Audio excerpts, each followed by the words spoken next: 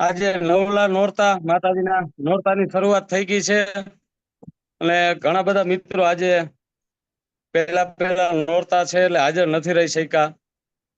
પણ એક ઉત્સાહ છે, આજે પેલા નોરતા છે, મારે પણ જવાનો ઉત્સાહ હતો, પણ અચાનક જ રમેશભાઈનો ફોન આવ્યો એટલે મેં કીધું કોઈ વાંધો નહીં. તો મિત્રો પહેલા તો મારી ઓળખાણ આપી દઉં.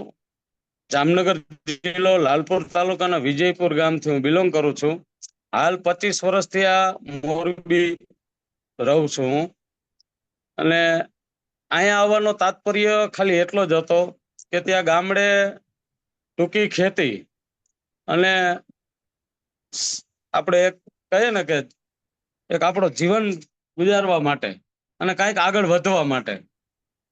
તો 1997માં હું મોરબી આવ્યો. પછી ધીમે ધીમે અહીંયા એક મજૂરી કામે લાગ્યો અને એમાંથી ધીમે ધીમે થતા અહીંયા જે ફિલ્ટર પ્રેસ કહેવાય છે, જે ટાઇલ્સના કારખાનામાં, એમાં કોન્ટ્રાક્ટ રાખ્યો મેં. પછી એક કારખાનામાં, બે કારખાનામાં, એવી રીતે કોન્ટ્રાક્ટ હું આગળ આગળ વધારતો ગયો. તો મિત્રો મારો હેતુ એવો હતો કે આજે મને તો રોજીરોટી મળી જ છે, પણ ઘણા બધા એવા માણસો છે કે જેને આપણે રોજીરોટી આપી શકીએ. તો ધીમે ધીમે મેં બધા કોન્ટ્રાક્ટ રાખતો ગયો અને જેમ મારી નીચે માણસો તૈયાર થતા ગયા એમ એને પણ હું કોન્ટ્રાક્ટ અપાવતો ગયો. તો આજે 25 કારખાનામાં મારા ખુદના કોન્ટ્રાક્ટ હાલે છે અને અધર 160 કારખાનામાં જે બીજા જુનાગઢ ડિસ્ટ્રિક્ટના છે, દ્વારકા ડિસ્ટ્રિક્ટના છે, જામનગર ડિસ્ટ્રિક્ટના છે, આ બધા માણસોને ધીમે ધીમે આપણે એક કહીએ ને કે એક રોજીરોટીની તક અપાવવાનું કામ કર્યું છે. કારણ કે સાહેબ, મારું એવું માનવું હતું કે ભૂખ્યા માણસને એક ટાઈમ જમાડીએ ને, ભૂખ્યા માણસને એક ટાઈમ જમાડીએ ને તો એ એક વખત આશીર્વાદ આપશે કે હાશ એની આ તળી ઠેરી એમ. પણ કદાચ કોઈ માણસને રોજીરોટી કમાવતા શીખવી દેશું ને તો આજીવન એનો પરિવાર આખો રાજી રહેશે. અને આપણા ગઈઢિયાઓની કહેવત છે ને કે ભાઈ આંગળી ચીંધિયાનું પણ પુણ્ય મળે છે. તો આવી રીતે ધીમે ધીમે કરતા આજે લગભગ 150 થી પોણા 200 કારખાનાની અંદર જે મજૂરી કામ મળ્યું છે માણસોને, તો ધીમે ધીમે કરતા મારા ઘરે કેંગન આવ્યું. કેંગન આવ્યું ને તો સોમાતભાઈ ગાગિયા, જે લાલપુરથી, એ મારા મામા થાય છે. હવે એક દિવસ મારું ફેમિલી, અમે ગામડે જતા હતા, ત્યાં સોમાતભાઈના ઘરે જવાનું થયું. ચા પાણી પીવા બેઠા અને મારે ધજા હતી દ્વારકા, તો એને ખાસ કરીને આમંત્રણ આપવા માટે હું ગયો એમના ઘરે. અને એની મને વાત કરી કે ભાઈ આવું એક મેં ડિવાઇસ લીધું છે અને આના ઘણા બધા ફાયદા છે. એટલે ત્યારે તો કઈ વાત મને મગજમાં બેઠી નહીં કે હશે કાંઈક એવું, કારણ કે હું મારા કામથી ગયો હતો. 20 દિવસ પછી પાછું જવાનું થયું ને તો સોમતભાઈનો કોલ આવ્યો કે થોડીક મારા ઘરે થઈને જઈજો એમ. હું અને અશ્વિનભાઈ, જે અત્યારે મારા અશ્વિનભાઈ અને ભરતભાઈ, ડાબો અને જમણો હાથ, જે સ્ટાર્ટિંગના દોસ્તો, અને મારી ટીમ પણ અત્યારે ફોરે લેવલ પર છું અને જબરજસ્ત એક્ટિવ મારી ટીમ છે અને ડેડિકેશનથી કામ પણ કરે છે. તો સોમતભાઈના ઘરે ગયા ને એટલે ત્યાં ડેમો નહોતો બતાવ્યો મને, પણ મિત્રો એના ઘરે જયારે ભીંડા પલળતા હતા ને એટલે મને એની એક વાત કરી કે મત આ જે ભીંડા પલળે છે ને, આ પાણીનું 11.5 pH નું જે પાણી છે કેંગનનું, એમાંથી આ પેસ્ટિસાઇડ નીકળી છે. એટલે ઘડીક તો આખું મારી બંધ થઈ ગઈ કે આજથી 5 મહિના પહેલા જયારે એને હું આમંત્રણ આપવા ગયો હતો ધજાનું, ત્યારે મેં ઇગ્નોર કરી એની વાત કે હશે કાંઈક. એ વાતને 5 મહિના નીકળી ગયા. પછી જયારે પેસ્ટિસાઇડ મેં જોયું ને એટલે તરત મનોમન વિચાર કર્યો મેં કે લાઈફની અંદર ઘણું બધું આપણે કમાણા છીએ, કુટુંબમાં માન સન્માન પણ કમાણા છીએ, અને દ્વારકાધીશની દયાથી ખૂબ સારું છે, આપણો બિઝનેસ પણ સારો હાલે છે. પણ આટલું હું સમજી ન શક્યો કે 5 મહિના પહેલા જે સોમતભાઈ મને વાત કરી તો મેં ઇગ્નોર કરી નાખી. પછી ત્યાં ઓન ધ સ્પોટ મેં આરટીજીએસ કર્યું સોમતભાઈના ઘરે બેઠા બેઠા. અને ત્યારે આપણે એવું માનીએ છીએ કે ભાઈ પૈસા તે, ભલે એવડો બધો બિઝનેસ હતો, દ્વારકાધીશની ખૂબ દયા હતી, પણ ત્યારે મારા એકાઉન્ટમાં સાહેબ 2 લાખ રૂપિયા જ હતા. સોમતભાઈને કીધું, મેં કીધું સાહેબ ડિવાઇસ તો આજે જ મારે લેવું છે, પણ પૈસા આજે હાથ ઉપર નથી એનું શું કરશું? ત્યારે સોમતભાઈ એટલું જ કીધું કે તારી પાસે છે એટલે આરટીજીએસ કરી નાખ, બીજા હું કરી નાખું. અને જ્યારે મેં કીધું મશીન આવે ને ત્યારે લગાવી જાજો અને બીજા પૈસા લઈ જાજો. તો મેં સાહેબ ત્યારે વખતે ડેમો પણ નહોતો જોયો. પછી 25/5/2023 મારા ઘરે ડિવાઇસ, મારી ઢીંગલીનો બર્થડે હતો ત્યારે મેં ડિવાઇસ લગાવ્યું. ડિવાઇસ લગાવ્યા પછી અર્જુનભાઈ હતા, કેતનભાઈ ડાંગર હતા, સોમતભાઈ પણ હતા. પછી જ્યારે મને બિઝનેસ પ્લાન સમજાવતા હતા ને ત્યારે મેં એમાં કઈ ધ્યાન જ ન આપ્યું. કારણ શું હતું ખબર છે? કે ભાઈ આ બિઝનેસ ને આ બધું જો હું કરવા વળગી જઈશ તો આજે જે મારી નીચે 100 કરતા વધારે લેબર જે મારા વિશ્વાસે જે કામ કરે છે એનું શું? કે આજે રોજી રોટી જેને અપાવી છે અને હું જ કદાચ જો આમાં સાઇડલાઇટ થઈ જઈશ કેંગન બિઝનેસમાં તો ક્યાંક ને ક્યાંક આ મજૂરનું શું એમ. એટલે અર્જુનભાઈ બિઝનેસ પ્લાન બતાવતા પણ મેં કઈ ધ્યાન આપ્યું નહીં. પછી જેમ જેમ ડિવાઇસનો ઉપયોગ થતો ગયો તો મારા ઘરનાને 16 વર્ષથી માઇગ્રેનની પ્રોબ્લેમ હતી. ઘણા બધા હોસ્પિટલો મેં રખડી ચૂકેલો હતો, અંતે થાકી ગયેલો હતો એમ કહીને તો કહેવાય. પણ કેંગન આવ્યા પછી 2.5 થી 3 મહિના થયા ને તો એક જબરજસ્ત રિઝલ્ટ મળ્યું એમાં પણ. અને મારા ફાધરને 70 વર્ષની ઉંમર છે અત્યારે, ત્યારે એને 9 વર્ષ થયા, છેલ્લા 9 થી 10 વર્ષથી ડાયાબિટીસ હતી. તો જ્યારે ડિવાઇસ આવ્યો ને ત્યારે મારા બાપાએ એટલું જ કીધું કે એલા તું તો ગાંડો હો, આવા 3 લાખ રૂપિયા પાણીમાં થોડાક નાખી દેવાય. મેં કીધું બાપા કાંઈ વાંધો નહીં, સોમત મામા એમ કહે છે કે ભાઈ આની અંદર આવા બધા રિઝલ્ટ મળે છે, નહીં મળે તો આપણે એને પાછો આપી દઈશું. કારણ કે આપણા ગઢિયાનો સ્વભાવ તો એવો જ હોય કે પાણીમાં થોડાક 3 લાખ નખાય. અને મને પણ એવું થતું હતું કે આવા રિઝલ્ટ ક્યાંથી મળે એમ. પણ જે પેસ્ટિસાઇડ જોયું હતું ને એના આધારે જ મેં ડિવાઇસ લીધું હતું. પછી 3 મહિનાની અંદર ડાયાબિટીસમાં પણ બાપાને જબરજસ્ત રિઝલ્ટ મળ્યું. મેં ડાયાબિટીસ પહેલાના પણ રિપોર્ટ કરાવ્યા, પછીના પણ કરાવ્યા. એટલે સોમતભાઈ મને વારી ઘડીએ ફોન કરીને કહે કે ભાઈ તું હેમત આ સજેસ્ટ કરવા જેવું છે, તું બીજાને સજેસ્ટ કેમ નથી કરતો? મેં કીધું વાત બધી સાચી મામા, પણ જ્યાં લગી આ ડિવાઇસ મને સંતોષકારક રિઝલ્ટ નહીં મળે ને ત્યાં લગી હું કોઈને કહીશ નહીં. કારણ કે મનોમન એટલો એક વિચાર હતો કે ભાઈ બધા માણસો 2.5 થી 3 લાખ રૂપિયા આપણા સગાવાલા કે આપણા સ્નેહી કે મિત્રો બધા સક્ષમ હોઈ શકતા નથી. મારે સીધી કેમ વાત કરવી? પણ આ 2 યુનિક રિઝલ્ટ મળ્યા પછી મારી સામે એક જે મારી ટીમમાં દિનેશભાઈ ગોરિયા છે, એના દાદીમાં થાય, એમને પેરાલિસિસ આવેલું હતું. 11 મહિનાથી પેરાલિસિસ આવેલું હતું, પોતે પથારીવશ હતા. પણ એને ધીમે ધીમે મેં પાણી ચાલુ કર્યું.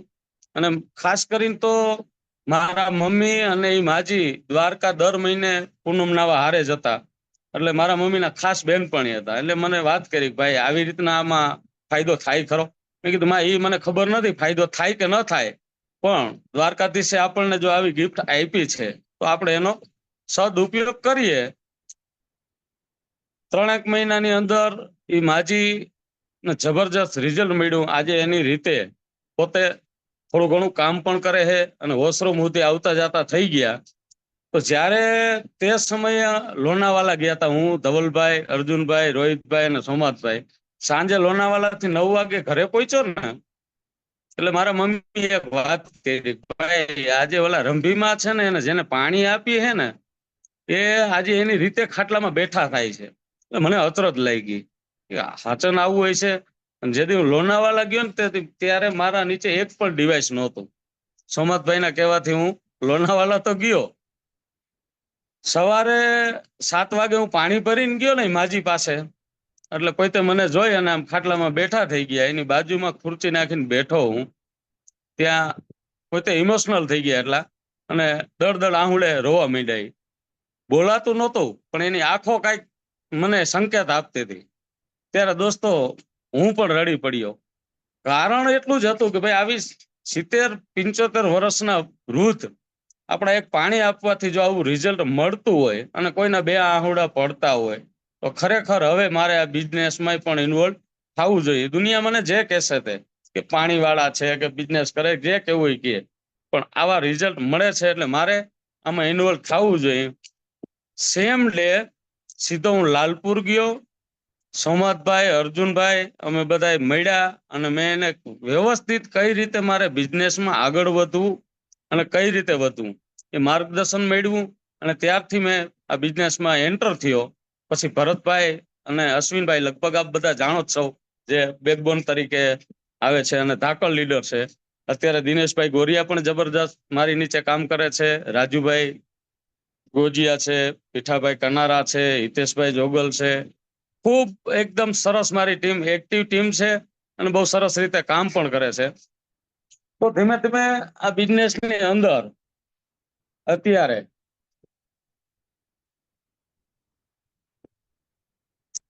મેં એવી કોઈ મોટી ધાડ નથી મારી દીધી કે 6-8 મહિના છે બિઝનેસ કરું છું તો શીખશે લેવલ કે આ તે, પણ સાચી દિશા હશે ને તો સફળ થશું. ગતિ અને દિશામાં ફરક છે. ઘણા માણસો ગતિથી કામ કરતા હોય, પણ ગતિ અને દિશામાં ઘણો ફરક છે. જો સાચી દિશા હશે ને તો આપણે એવા માણસો મળી રહેશે. કારણ કે કોઈ કામ તમે બહુ ગતિથી કરવા જાવ ને તો માણસ ગતિહીન થઈ જાય છે, પણ સાચી દિશાથી કામ કરતા હઈશું ને તો એનું પરિણામ કંઈક અલગ જ મળતું હોય છે.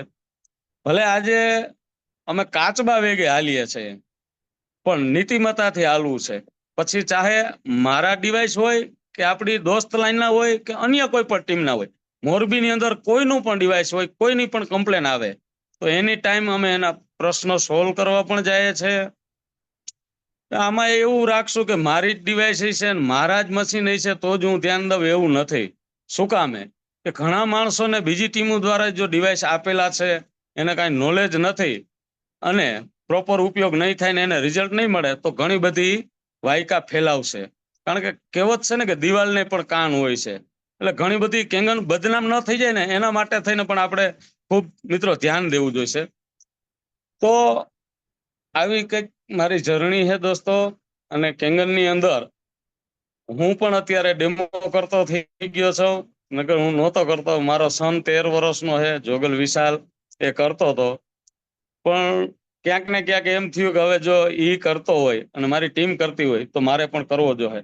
શું કામે કરવો જોઈએ? જો હું કરીશ એ જ મારી ટીમ કરશે, હું કહીશ ઈ નહીં કરે. હું જે કરીશ ને એ જ મારી ટીમ કરશે, હું કહીશ ઈ નહીં કરે. એટલે આવું છે ને. બાકી ડેમો તો બહુ જરૂરી છે. ડેમો નહીં કરીએ ને તો આ બિઝનેસની અંદર કાંઈ નથી. ડેમો શું કામે કરવો જોઈએ? એક નાનકડી વાતથી હું રજૂઆત કરીશ કે એક ગામની અંદર રામ અને કૃષ્ણની પૂજા થતી હતી. એક ગામની અંદર રામ અને કૃષ્ણની પૂજા થતી હતી. ત્યાં આવ્યા ઇન્દ્ર મહારાજ કે ભાઈ આમની નહીં, મારી પૂજા કરો. તો કેમ? તો વરસાદ કોણ આપે? એ તો ઇન્દ્ર રાજા આપે. એટલે ગામ લોકો કે ભાઈ વાત સાચી, એવું તો નહીં બને. તો ઇન્દ્ર રાજાએ 12 વર્ષના શ્રાપ આપી દીધા કે જાઓ તમારા ગામની અંદર 12 વર્ષ સુધી વરસાદ નહીં થાય. એટલે ગામ લોકો મૂંઝાણા કે કાંઈ વાંધો નહીં. એટલે ઇન્દ્ર રાજા વયા ગયા. આવી રીતે 2 વર્ષનો સમયગાળો વયો ગયો મિત્રો. પછી થાક્યા, વરસાદ વગર તો કઈ શક્ય નથી. પછી ગામ લોકો બધા ભેગા થઈ અને ઇન્દ્ર રાજા પાસે ગયા કે ઇન્દ્ર રાજા તમે આ શ્રાપમાંથી અમને મુક્તિ આપો અને કૃપા કરો અમારી ઉપર. તો ઇન્દ્ર રાજા કે ભાઈ વાત તો સાચી, તમે આવ્યા છો તો આનો શ્રાપ મેં આપ્યો છે એટલે મુક્તિ હું ન આપી શકું, નિવારણ મારાથી ન થાય. હવે તમારે ભોળાનાથ પાસે જવું પડે આના માટે, તો મિથ્યા થાય. એટલે કોઈ વાંધો નહીં, ગામ લોકો આયલા ભોળાનાથ પાસે. તો ઇન્દ્ર રાજાને વિચાર આવ્યો કે આ મેં જ શ્રાપ આપ્યો ને મેં જ સોલ્યુશન આપી દીધું, આ તો સારું ઊંધું થઈ ગયું. જેવા ગામ લોકો પહોંચે છે ને એ પેલા ઇન્દ્ર રાજા પહોંચી ગયા મહાદેવ પાસે કે મહાદેવ એક વરદાન જોઈએ છે. મહાદેવ તો દેવાધિદેવ ભોળાનાથ સીધું બોલો કે માગો. તો કે 12 વર્ષ સુધી તમે ડમરું નહીં વગાડો એમ. ગામ લોકો જયારે ઇન્દ્ર રાજા પાસે ગયા ને ત્યારે એને કીધું કે આનું સોલ્યુશન એક જ છે, જો મહાદેવ ડમરું વગાડે ને તો વરસાદ થાય. એટલે આ લોકો કૈલાસ ઉપર હાલ્યા. એ પેલા તો ઇન્દ્ર પહોંચી ગયા, ભોળાનાથ પાસે વરદાન લઈ લીધું કે મહાદેવ એક વરદાન આપો. તો કે બોલો. તો 12 વર્ષ સુધી તમે ડમરું નહીં વગાડો. એ કે તથાસ્તુ. ત્યાં આવ્યા ગામ લોકો. એટલે આજી જીજી મૈલા કરવા. તો ભોળાનાથને કીધું કે ભાઈ તમે મહાદેવ ડમરું વગાડો. તો એ કે ભાઈ એ તો નહીં બને. તો કેમ? તો કે એ તો ઇન્દ્રને વરદાન અપાઈ ગયું છે. એટલે ગામ લોકો કે આને પથારી ફેરવવા જન્મ લીધો છે. ગામ લોકો થાકી વળી ગયા પાછા. જેવા ગામમાં આવ્યા ને ત્યાં એક જણો, 2 વર્ષ થયા તો વરસાદ નહોતો થયો, તો કોરા ખેતરમાં બિયારણ ચોપતો હતો. એટલે એને કીધું કે ભાઈ આ તું શું કામે મહેનત કરેશ? અમે કૈલાસ જઈને આવ્યા છે, હજી 10 વર્ષ વરસાદ નથી થવાનો અને તું આ કોરામાં બિયારણ વાવેશ, આમે બગડી જવાનું છે, શું કામ મહેનત કરસ? બહુ એની સરસ જવાબ આપ્યો કે ભાઈ ઘરમાં પીડ્યું બિયારણ બગડી જવાનું હોય, એના કરતા હું જો આ પ્રેક્ટિસ ચાલુ રાખીશ ને, તો હું વાવવાનું ચાલુ રાખીશ તો મારી પ્રેક્ટિસ નહીં ભૂલાય. એટલે ગામ લોકો કે કાંઈ વાંધો નહીં. પણ પછી બન્યું એવું, એમાં આ જે પ્રેક્ટિસ કરતો હતો ને ખેડૂત, એ વિચાર પાર્વતીજીને આવ્યો કે ભાઈ આ એક ખેડૂતને, નાના એવડા એક ખેડૂતને જો આવો વિચાર આવતો હોય કે મારી પ્રેક્ટિસ ન ભૂલાઈ જાય એના માટે હું બિયારણ રોપતો હોય, તો મારા મહાદેવે તો 2 વર્ષથી ડમરું નથી વગાડ્યું, અને નહીં આ પ્રેક્ટિસ ચૂકી જશે તો. એટલે તરત મહાદેવને જગાડ્યા સમાધિમાંથી કે મહાદેવ તમે કેટલાય મહિનાથી આ ડમરું નથી વગાડ્યું, તમે ભૂલી તો નથી ગયા ને? હવે એમાં મહાદેવને એમ થયું ખાચન હું ભૂલી ગયો હોઈશ. તો મહાદેવે ડમરું વગાડ્યું. ડમરું વગાડ્યું એટલે શ્રાપ જે હતો મિથ્યા થઈ ગયો અને વરસાદ પડ્યો. તો ઉગ્યું ક્યાં મિત્રો? ચેટ બોક્સમાં જવાબ આપજો તો મને જરાક. ઉગ્યું ક્યાં?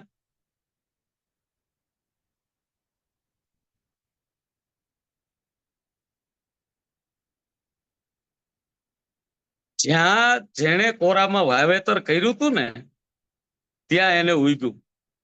શું કામે? કે એને કોરામાં વાવેતર થઈ ગયું હતું, વરસાદ પડ્યો એટલે ત્યાં ઉગ્યું.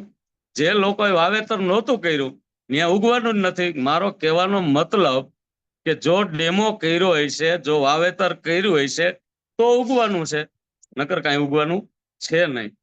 એટલે ડેમો આપણા બિઝનેસનું હાર્ટ છે, બહુ જરૂરી છે. જો ડેમો જ નહીં કરીએ તો ઉગવાનું નથી. ભલે આજે ડિવાઇસ આવે છે, નથી આવતા, એક મંદીનો માહોલ છે, પણ આજ નહીં તો કાલ આવશે. જો ડેમો બતાવ્યો હોય છે ને તો આવશે.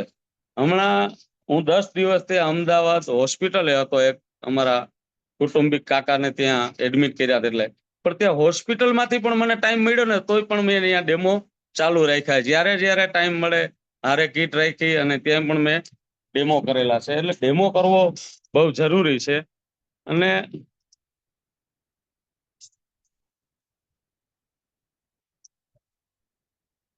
બાકી તો શું હે કે ભાઈ આમાં આપણે જો કામ સદાને માટે કરતા રહેશું તો આગળ વધશું.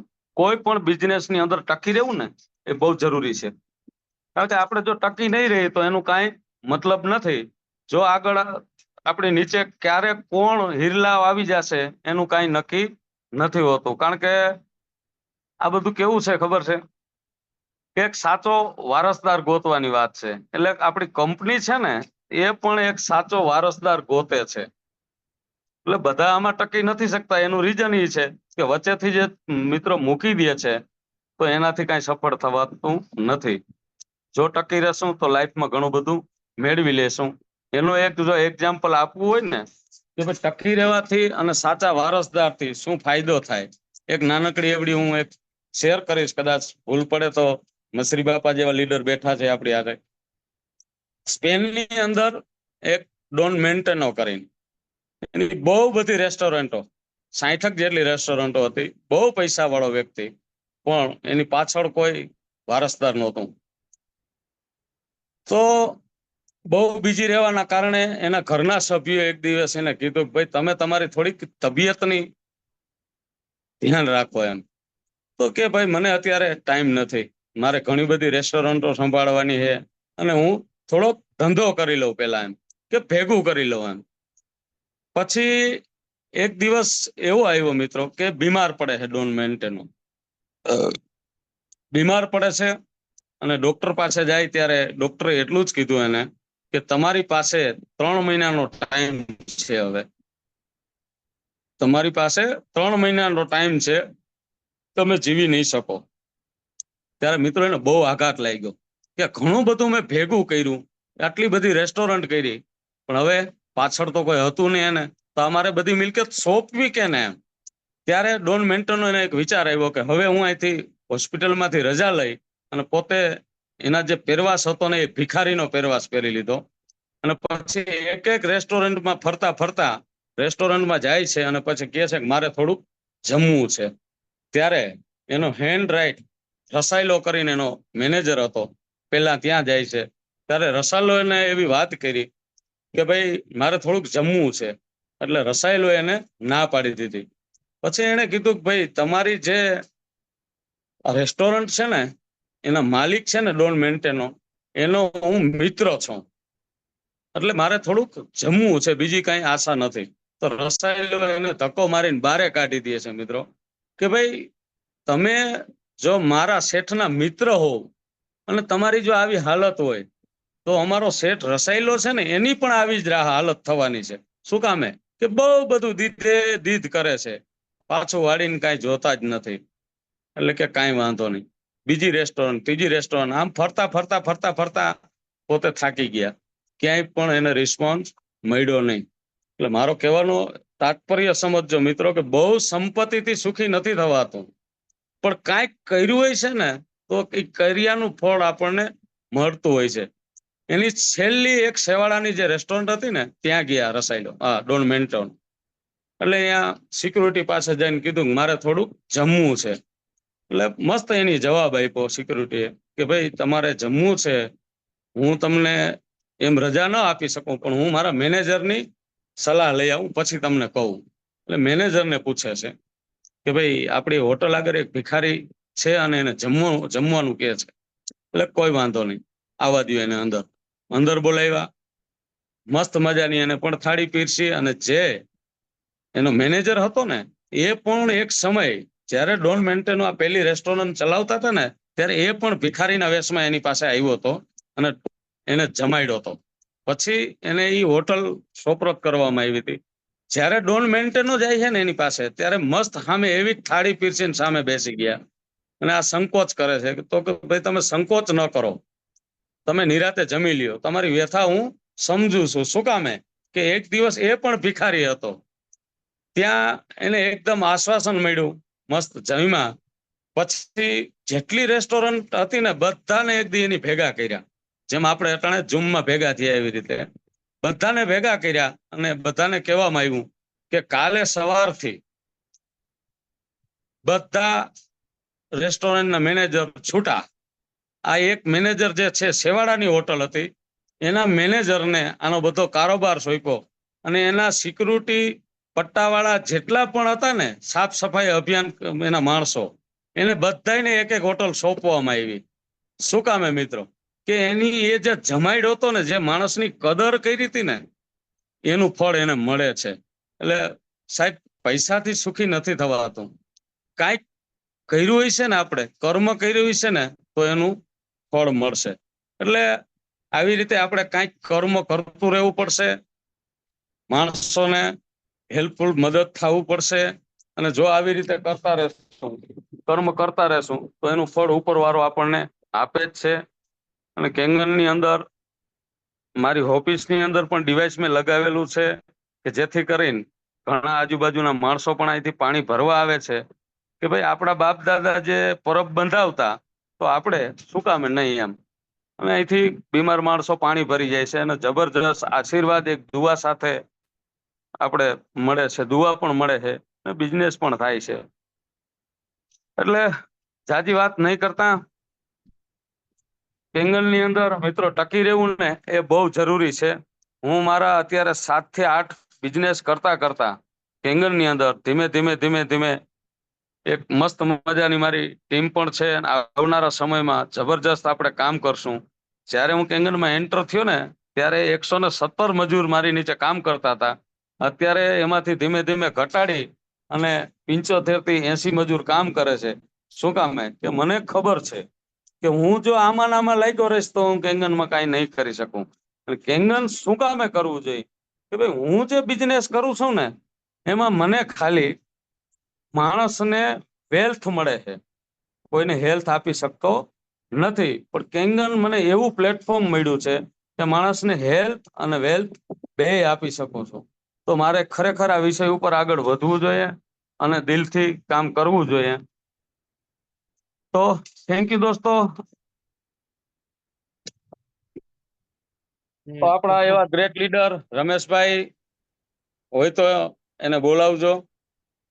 હેમંતભાઈ, એ પેલા હું તમને એક વાત પૂછવા માંગુ કે હાજી. તમે કેટલા વર્ષ છે મોરબી ની અંદર છો? મોરબી 25 વર્ષ થઈ ગયા ધવલભાઈ. અને ઈ પેલા ગામડે જતા? હા, પેલા ગામડે ભણતો. જયારે 9 ધોરણ હું ભણી અને પૂરું થયું ત્યારે થોડીક સૂકી ખેતીયું અને એવું કઈ હતું ને, એટલે પછી એમ કહેવાય ને કે આપણો જીવન નિર્વાહ કરવા માટે મોરબી આવ્યો હું. પણ હેમંતભાઈ, ગામડેથી મોરબી આવવાનું કારણ પાછળ એક મેં ક્યાંક ને ક્યાંક કોઈ વાર તમારી એક સ્ટોરી સાંભળેલી છે. એટલે વિનંતી કે આપણા પરિવાર જ છે એટલે એ એક સ્ટોરી ખાલી શેર કરી દો કે ગામડેથી મોરબી એટલે આવવા પાછળ સ્ટોરી કારણ શું હતું? ચોક્કસ કહીશ. એક દિવસ સ્ટોરી તો ઘણી લાંબી છે ધવલભાઈ, અને કહેતાય થોડોક આપણને આમ સંકોચ થાય, પણ ખરેખર મારે એમાં સંકોચ ન કરવો જોઈએ. અને આ પરિવાર જ છે એટલે મારે કેવું જોઈએ કે ભાઈ, લાઈફ અને ટકોર, જિંદગીની અંદર ટકોર થી શું થાય છે ને, એ એક સમજાવવા માંગુ. જ્યારે હું 9મું ધોરણ ભણતો અને વેકેશનનો સમય હતો, ત્યારે મારી બાજુનું જ ગામ, ત્યાં મારા બેન સાસરે. હવે એમના ઘરે હું રોકાતો અને વેકેશનમાં તો આપણે ત્યારે ગાયો ભેંસો ચરાવવા મોકલી દેતા. પછી ત્યાંથી અમારા પણ સંબંધી થાય, એમના પણ સંબંધી થાય. ત્યાં મેરેજ હતા એટલે આમંત્રણ અમને પણ હતું. એટલે મારા જીજાજી જે છે એને કીધું કે ભાઈ આપણે મેરેજમાં જવાનું છે. પણ મને સંકોચ થતો હતો મેરેજમાં જવા માટે. શું કામે કે જે મારો નિશાળનો ડ્રેસ હતો ને મિત્રો, એ જ મારી થાપણાની પણ જોડ હતી. એક જ જોડી હતી. જે નિશાળનો ડ્રેસ હતો ને એ જ, એમાંય પણ 3 થીગડા હતા. તો મેં કીધું ભાઈ મારે મેરેજમાં નથી આવવું. શું કામ? ભાઈ મારે કપડા નથી મારી પાસે સારા, એટલા માટે. તો કે ભાઈ નહીં, તું અહીં એકલો રહીશ. અને ઉંમરે મારી 14 થી 15 વર્ષની, એટલે એકલો પણ રહું નહીં. એટલે એના હારે મેરેજમાં ગયો. પછી થોડોક ઠંડીનો માહોલ હતો એટલે બધા લોકો સ્વેટર અને શાલ ઓઢીને બેઠા હતા. હું પણ શાલ ઓઢીને બેઠો હતો. તો 11 વાગ્યા ને એટલે થોડોક તડકો નીકળ્યો. તો બધાએ સ્વેટર અને શાલ મૂકી દીધા, પણ હું સ્વેટર શાલ ઓઢીને હજી રખડતો હતો.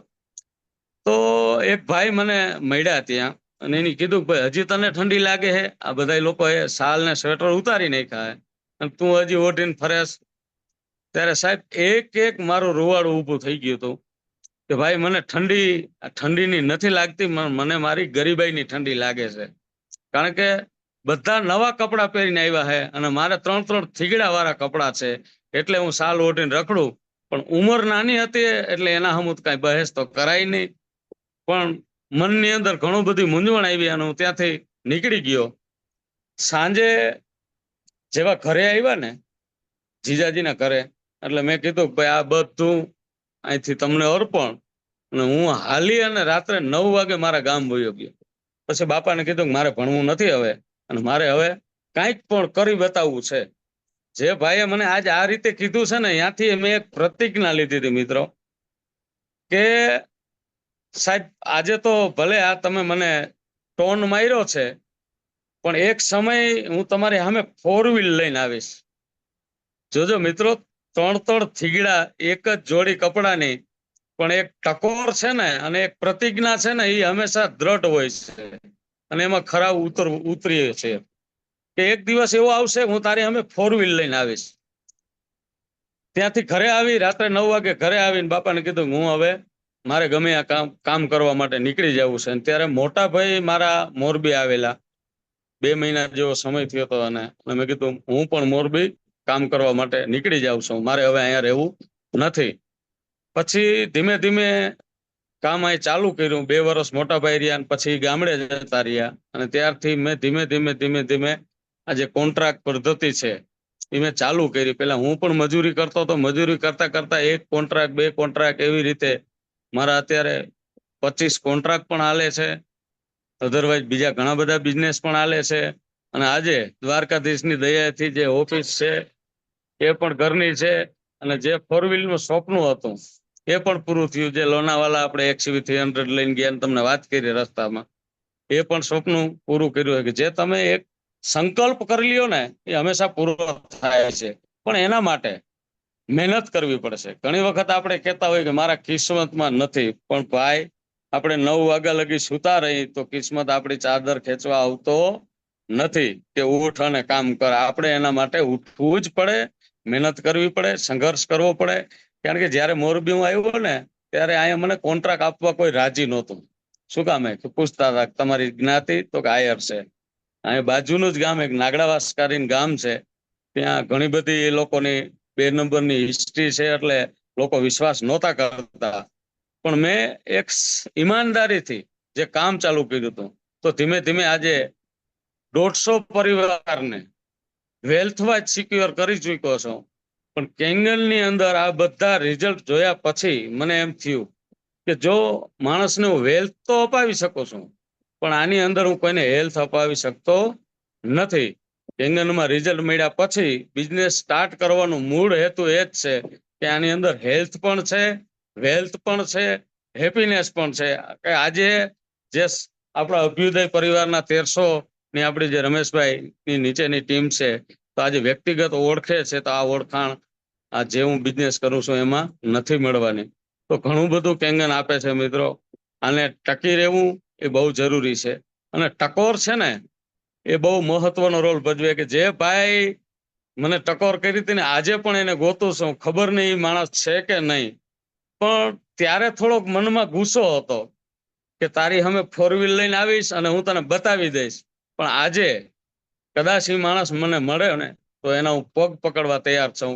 કારણ કે કદાચ ઈશ્વરના રૂપમાં મને આવી ટકોર કરી ગયા છે, ને ત્યાં જ આજે હું અહીંયા આ પ્લેટફોર્મ ઉપર પહોંચ્યો છું. બરાબર. એટલે જિંદગીની અંદર એવા માણસો મળી જાય, એવી ટકોર મળી જાય, અને ક્યાંથી ક્યાં પહોંચી જશું ને એની કલ્પના પણ નથી હોતી મિત્રો. એટલે કેંગન એક જબરજસ્ત, હું તો એવું માનું છું કે જે ભાગ્યશાળી છે ને એના જ ઘરે કેંગન આવે છે. બાકી ઘણા માણસો પૈસા વાળા છે પણ આને સમજી નથી શકતા. પણ આજ નહીં તો કાલ સમજવું જ પડશે. અને બાકી કેંગનની જો વાત કરીએ તો ક્યારેક આપણને એવું થતું હોય તો એક અમદાવાદ હમણાં જ હજી હું કાલે જ બપોરે આવ્યો છું અમદાવાદથી. ત્યાં કેન્સર હોસ્પિટલ જે છે તેની અંદર હું સ્પેશિયલ રાઉન્ડ મારવા ગયો, તો 1 થી લઈ અને 3 વર્ષના બાળકો જે કેન્સરથી પીડાય છે ત્યાં આપણે જોઈએ ને તો એમ થઈ જાય કે નહીં, ઈશ્વરે આપણે ઘણું બધું આપ્યું છે, આપણો નિરોગી પરિવાર છે, અને આને આપણે સમજી ગયા છે પહેલેથી જ. એટલે બહુ આપણા માટે એક સારી વાત છે. એટલે પ્રોપર ઉપયોગ કરો અને બીજાને પણ કરાવો. કારણ કે ભલે ગમે તે ટીમમાંથી કદાચ ડિવાઇસ લીધું છે ને, કદાચ જાણતા અજાણતા એ ઉપયોગ નહીં કરતા હોય, પણ આપણા દ્વારા એને પ્રોપર ઉપયોગ કરાવશું અને એના ઘરની અંદર આવી મોટી બીમારીથી બચશે ને, તો એની દુઆ છે ને એ જ તમને ક્યાંક આગળ લઈ જશે.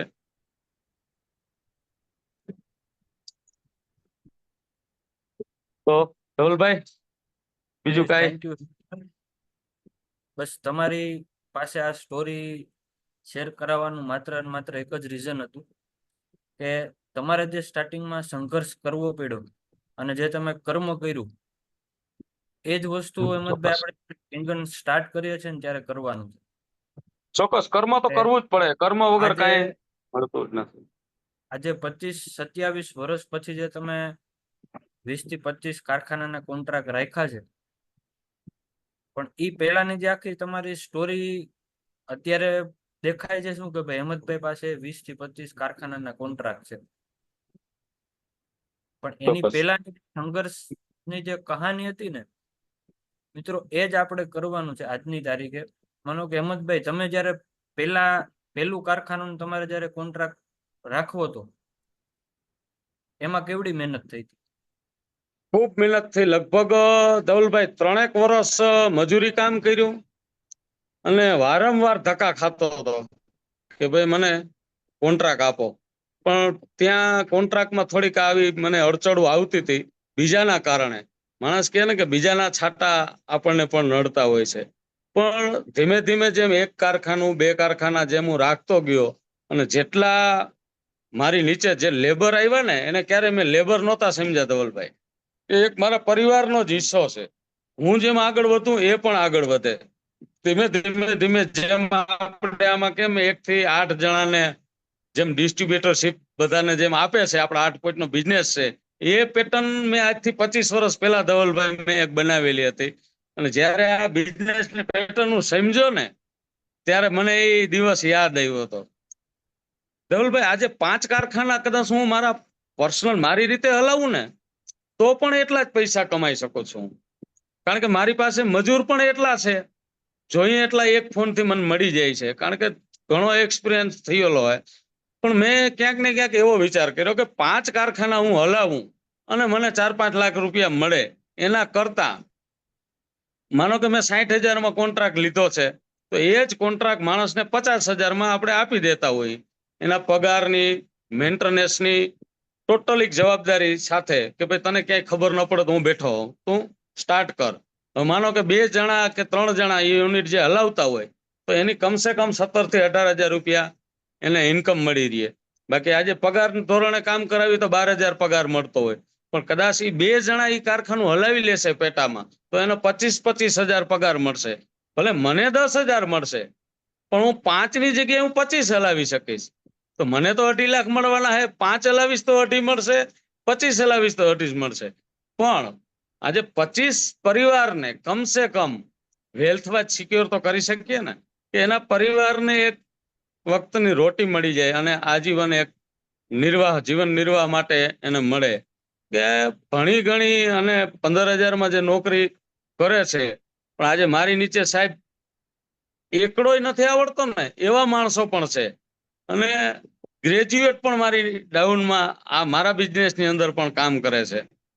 કે ક્યાંક ને ક્યાંક એને આપણે જે રોજીરોટીની તક અપાવી છે, તો એવી રીતે કેંગલની અંદર પણ બહુ ઊંડાણપૂર્વક જોયા પછી મને એમ થયું હવે મારે ખરેખર આ તો કરવું જ જોઈએ. આ કરું છું એ મૂકવાનું નથી, કારણ કે તાત્કાલિક હું જો મૂકીશ ને તો ઘણા માણસોને તકલીફ પડે છે. એટલે ધીમે ધીમે ધીમે ધીમે હું આમાં ડાયવર્ટ થતો જાઉં છું. ઘણું બધું ઓછું પણ કરી નાખ્યું છે. બીજા વાહન વ્યવહાર ઘણા બધા હતા, 14-15 જેવા ટ્રેક્ટર હતા, લોડર હતા, આ ઘણા બધા વેચી દીધા છે. કારણ કે ધવલભાઈ એમાં એક દિવસ એવો આવ્યો કે મારી પાસે ટેન્કર હતું અને બાજુમાં લખધીરપુર ગામ છે, ત્યાંથી મારું ટેન્કર પસાર થયું ને, જેવું ડ્રાઈવર દારૂ પી ગયો હતો, ટેન્કર જેવું પસાર થયું અને છોકરાઓને રિસેસ પડી, 1 જ મિનિટનો ડિફરન્સ સાહેબ. કદાચ 1 મિનિટ મારું ટેન્કર લેટ થયું હોત ને તો આ છોકરાઓને કચડી નાખે. અને ટેન્કર આગળ જઈને સીધું પલટી ખાઈ ગયું. અને મને ફોન આવ્યો ભાઈ આવી રીતે થયું, લખધીરપુર ગામ છે અને ત્યાં છોકરાઓને નિશાળે તે છૂટ્યા અને આપણું ટેન્કર નીકળી ગયું, આ રીતની ઘટના બની.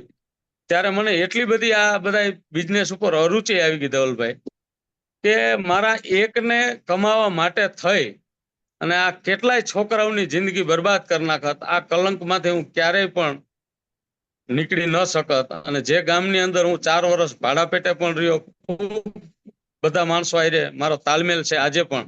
અને એક એવો આઘાત લાગ્યો એને એ મિનિટે ધવલભાઈ, ટેન્કર તો વેચી નાખ્યું પણ જેટલા રોડ ઉપર મારા ટ્રેક્ટર લોડર હાલતા હતા ને 8 દિવસની અંદર બધા વેચી નાખ્યા. કે રોડ ઉપર મારું એક પણ વાહન હાલવું ન જોઈએ. મારે કમાવા માટે થઈને કોઈની જિંદગી મારે છીનવીની મને અધિકાર નથી. એટલે ઓનલી ફોર જે મારું 4 વ્હીલ છે, હું ખુદ રોડ ઉપર મારું 4 વ્હીલ હાલે છે, એના સિવાય એકય બિઝનેસ એવા નથી કે રોડ ઉપર મારું વાહન હાલતું હોય એવું. એટલે કેંગનમાં આવ્યા પછી ઘણું બધું જાણવા અને જિંદગી કેમ જીવવી શીખવા મળ્યું છે. કે આપણે એવા કામ કરીએ કે લોકોની જિંદગી બચાવવાનું કામ કરીએ. કારણ કે આજ 2 પૈસા કમાવાની લાલચમાં કદાચ આ ઘટના ઘટી ગઈ હોત ને તો હું આજીવન એની ભરપાઈ ન કરી શકત. એટલે મને એક ત્યાંથી એટલી બધી એલર્જી આવી ગઈ, 8 દિવસની અંદર ઘણું બધું વેચી નાખ્યું હોય. અને આડોશ પાડોશના કહેતા ભાઈ આ તું શું કરવા બેઠો? મેં કીધું બધી વાત સાચી, મારે કમાવા માટે થઈને કોકની જિંદગી છીનવી લેવી ને એ મને અધિકાર ભગવાને નથી આપ્યો. એટલે આ બધું મારે લેટ ગો કરવું છે ને હવે મારે એવું કામ કરવું છે કે લોકોને સારા કેમ થાય, બીમારીમાંથી મુક્ત કેમ થાય, આપણી નીચે એવા માણસો જે છે કે ભણી ગણી અને નોકરીની તલાશમાં છે, તો એને કઈ રીતે આગળ બિઝનેસ આપણે એક અપાવી શકીએ, એમાં આપણે આગળ વધવું જોઈએ. અને ધીમે ધીમે ડાયવર્ટ વધારે કેંગનમાં થતા આવી છે. અત્યારે મારું જે કામ છે એ ઓછું કરતો જાઉં છું. આવનારા એકાદ વર્ષમાં તો લગભગ ફૂલ ટાઈમ કેંગનમાં હેમંતભાઈ હશે, એમાં કોઈ સંદેહ નથી. વાહ, ખૂબ ખૂબ તો આભાર થેન્ક હેમંતભાઈ. યુ મિત્ર. બટ છેલ્લે ખાલી હું એક બધા મિત્રોને એક વાત કહીશ કે જે હેમંતભાઈ નો બિઝનેસ હતો અને આપણો બિઝનેસ છે, એની ખાલી સરખામણી કરીએ ને, એક સરખામણી હું તમને ખાલી ધ્યાન દોરું, જો કદાચ કોઈ મિત્રોને ધ્યાનમાં આવ્યું હોય, કે હેમંતભાઈએ જે સ્ટાર્ટિંગમાં જે મહેનત કરી અને 3 વર્ષે એને પેલો કોન્ટ્રાક્ટ મળ્યો, ચોક્કસ ઈ જ આપણી મહેનત આની અંદર છે ને, હેમંતભાઈ નો એક કોન્ટ્રાક્ટ અને ઈ જ આપણા બિઝનેસમાં 6 લેવલ. ચોક્કસ. આ તમે સરખામણી કરી શકો કે હેમંતભાઈને પેલો કોન્ટ્રાક્ટ લેવા માટે 3 વર્ષની મહેનત લાગી હતી. પણ ઈ ક્યારે મળ્યો કે હેમંતભાઈ જયારે ગામડેથી મોરબી ગયા હતા, ત્યારે એને એક કમિટમેન્ટ કર્યું હતું, એક દ્રઢ સંકલ્પ કર્યો હતો કે મારે પેલો જે વ્યક્તિ ટકોર કરીને ગયો એને કરી બતાવવું છે. તો મિત્રો આજે પણ આપણે ડેમો કરીએ છીએ, ફોલોઅપ કરીએ છીએ, બિઝનેસ પ્લાન બતાવીએ છીએ, એમાં આપણે કેટલા વ્યક્તિ મળતા હશે કે જે આપણે ટકોર કરે છે. તો આપણે એક કમિટમેન્ટ લેવાનું છે, દ્રઢ સંકલ્પ લેવાનો છે કે એને કરીને બતાવવું છે. અને હેમંતભાઈને જેમ કર્મ કરી, મહેનત કરીને જયારે એક કારખાનાનો કોન્ટ્રાક્ટ આવશે ને, એક 6 લેવલ આવશે ને, પછી પાછળ 25-6 ક્યારે બની જશે ને એનું 25 કઈ નક્કી નહીં. એનું કઈ નક્કી નથી ક્યારે 25 થઈ જશે એને. પણ જે 3 વર્ષ લાગ્યા ને ધવલભાઈ, એ ઘણી વખત આપણે કોઈ મોટિવેશનલ સ્પીકરને સાંભળતા હોઈએ છીએ કે મસરી બાપા જેવા આગળ લીડરને સાંભળતા હોય, રમેશભાઈને સાંભળતા હોય, ત્યારે એ વારંવાર કહેતા હોય કે કોઈ પણ કામને 1000 દિવસ આપવા પડે છે. યસ. તો એ અત્યારે મને જે હું કેંગનમાં એક પર ટાઈમ મને ક્યારે મીટિંગમાં મિસ નહીં જોયો હોય. કોઈ એવા કામથી અટવાણા હોય તો વાત અલગ છે, પછી જુનાગઢ હોય કે દ્વારકા હોય કે ગમે ત્યાં હોય, ઓન મીટિંગમાં પણ હાજરી હોય અને ઓફલાઈનમાં પણ હાજરી હોય. શું કામે કે જે 3 વર્ષ મેં પેલા કોન્ટ્રાક્ટ અચીવર કરવામાં આપ્યા હતા ને, એવી રીતે મારે કેંગનમાં પણ 3 વર્ષ આપવાના છે, આપવાના છે ને આપવાના છે. તો એ એકમાંથી જેમ 25 થયા, તો બસ આપણે આવા 25-6 થાય તો દેશ હેઠે પહોંચી જવાના થઈ. એટલે અઘરું કાંઈ નથી. એમાંય જો 27-25 વર્ષ જો લાગ્યા હોય આપણો બિઝનેસ સેટ કરવામાં, આજે કદાચ મારે ધવલભાઈ કારખાનામાં કોન્ટ્રાક્ટ રાખવો હોય ને, તો મારે અહીંયા જવું નથી પડતું, એ લોકો બોલાવે છે. શું કામે કે આપણી એક સારી કામગીરી છે ને એના હિસાબે. તો કેંગલની અંદર પણ જો એવી સારી કામગીરી કરશું, સારી રીતે એને આપણે પ્રમોટ કરશું, કોઈને રિઝલ્ટ અપાવશું, એની હારે ઊભા રહેશું, તો એક સમય ગોતતા ગોતતા પણ આવવાના છે, એમાં કોઈ સંદેહ નથી. કારણ કે આપણા જે વિશ્વાસ છે, જે માણસો આપણી હારે જોડાણા છે ને, એને આપણે જે કમિટમેન્ટ દઈને લઈ આવ્યા છે કે ભાઈ તું અમે તારી સાથે રહી અને બિઝનેસ કરાવશું તને પણ, તો એને જો આપણે મૂકી દઈશું તો શું થવાનું છે? જો આ મેં ત્યારે મૂક્યું હોત તો આજે આ સ્ટેજે ન હોત એમ.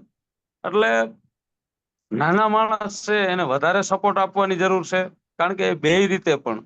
ને આમાં કેવું છે ધવલભાઈ કે મારા મત અનુસાર જાણવા મને એવું, મારું સર્વે એવું છે કે મધ્યમ વર્ગ છે ને એ જ વધારે પીડાય છે. જો આપણે એવું માનીએ કે માણસો માનતા નથી કેંગનમાં, પણ એક રીતે જોઈએ તો આપણા દેશની 150 કરોડની આબાદી છે. 150 કરોડની આબાદી છે જે આપણી. 5 જણાનો એક પરિવાર ગણશો ને તો 30 કરોડ ઘર થશે. બરાબર? 30 કરોડ ઘર છે, એમાંથી 10 કરોડ એવા પરિવાર છે કે 3000 નું પણ નથી લઈ શકે એમ, તો 3 લાખનું નહીં લઈ શકે, કોઈ વાંધો નહીં. 10 કરોડ એવા પરિવાર છે કે એ ભગવાનને પણ નથી માનતા, એ કેંગલને ક્યારેય નહીં માને, પણ 10 કરોડ પરિવાર એવા છે કે રાહ જોઈને બેઠા છે આપણે અહીંયા પહોંચવાનું છે. આજે એને નથી સમજાતું કે કેંગલ એને મોંઘું લાગે છે, પણ આમ જોઈએ ને તો મોંઘું શું કામે લાગે છે? કે માર્કેટની અંદર આપણે એક વિચાર કરીએ કે 5 લાખની ફોર વ્હીલ આવે છે, 5 કરોડની પણ ફોર વ્હીલ આવે છે. હવે જેનું જેવું બજેટ હોય એવું માણસો વચાવે કે આજે મેં જે XUV 300 14 લાખની લીધી, મારું બજેટ હતું એટલે મને મોંઘી નથી લાગી. પણ એક સમય આવશે ને એટલે માણસોને આ 3 લાખ પણ મોંઘા નહીં લાગે. કારણ કે મોંઘી તો સાહેબ બીમારીઓ છે, ડિવાઇસ મોંઘું નથી. પણ સમજાતા વાર લાગશે, ધીમે ધીમે સમજાઈ જશે. અને હું તો ધવલભાઈ માણસોને જ્યાં ફોલોઅપમાં લેવા જતા હોય ને ત્યારે હું એટલું જ એને એક એક્ઝામ્પલ થી સમજાવું છું. અને કદાચ ઘણા લોકોને મદદરૂપ થશે મારું એક્ઝામ્પલ. હું એટલું જ એને કહું છું કે ભાઈ તમે આજે જે વ્યસન જે કાંઈ કરો છો, માવો ખાતા હોય, કોઈ પણ વ્યસન હોય, એ જે જગ્યાએ બેઠા હોય એને પેસ્ટિસાઇડ વિશે એક મેં મારું જ એક બનાવેલું છે. મતલબ કે મને આવો આઈડિયા સૂઝ્યો હોય અને આજે હું તમને પણ કહું, કારણ કે આ બધો આપણો પરિવાર જ છે. કદાચ આ આઈડિયાથી તમારું ક્યાંક પણ ક્લોઝિંગ થઈ જાય અને કોકની જિંદગી બચી જાય તો ખૂબ ખૂબ એનો બેનિફિટ મળે આપણે. કે ભાઈ આજે તમે જે પેસ્ટિસાઇડ ખાવ છો, આજે તમે જે પેસ્ટિસાઇડ ખાવ છો તો એ કેટલી હદે નુકસાન કરે એની તમને ખ્યાલ છે ખરી? તો કે ભાઈ નહીં. કે તમે જે માવો ખાવ છો તો કેવી રીતે તમે સ્ટાર્ટ કર્યો? પેલા કોરી હોપારી ખાધી છે, પછી થોડીક ભીની ખાધી છે, થોડોક ચૂનો નાખીને ખાધી છે, અને આજે તમે 10 મસાલા જે ખાવ છો તો તમને મસાલો ચડતો નથી? તો કે ના. શું કામ નથી ચડતો? કે ધીમે ધીમે ધીમે ધીમે તમે ટેવ પાડી છે. એવી જ રીતે આપણા ઘરની અંદર 1 થી 2 વર્ષના જે નાના બાળકો રમે છે ને એ આ પેસ્ટિસાઇડની ધીમે ધીમે એને આદત પડી જાય છે. એટલે એને કાંઈ વાંધો અત્યારે નથી આવતો, પણ આવનારા સમયમાં એને પણ આ તકલીફ પડશે. હવે તકલીફને સમજવી હોય તો કઈ રીતે સમજીએ? તમારો જ જે બનાવેલો માવો છે એ આ છોકરાને આપશો તમે 2 વર્ષના, તો એની હાલત શું થશે?